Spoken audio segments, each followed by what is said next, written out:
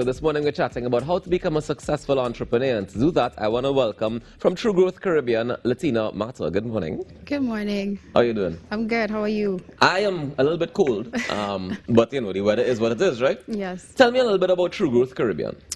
So True Growth Caribbean is my heart-centered business. It's a space that I actually support women in terms of their personal growth and development. My practice, the pillars that I do precisely is around self-discovery, inner work, and mindset work.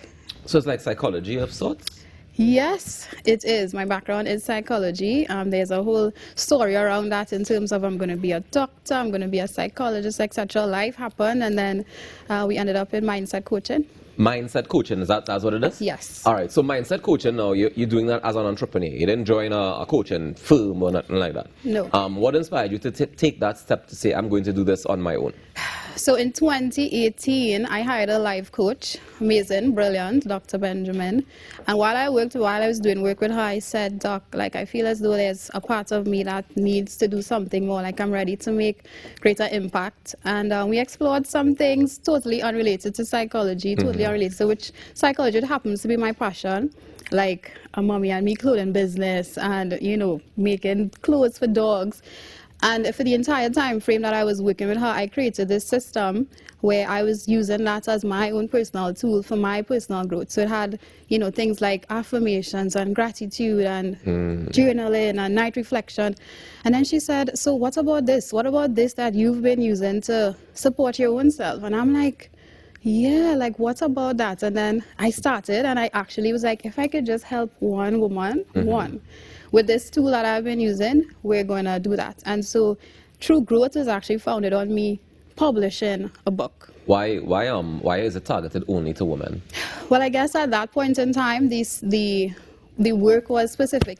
My growth and my personal journey in terms of what it did for me and being a mom and just doing the entire thing around my self-love journey, I felt very inclined to, you know, support women specifically. I do, of course, have male clients at this point in time because I think, especially with the pandemic, I think many men became pretty self-aware around the fact that, hey, you know, like they need more support, right? But I do predominantly support women in terms of their self-discovery, inner work and mindset work. In establishing your business structure, like I understand the psychology aspect of it and that affirmations and all that is well and good, but the business side of things now, how difficult is that part of it? Because I'm not trying to, you know, tell tales on TV. It is really not for the faint of heart. Like it is.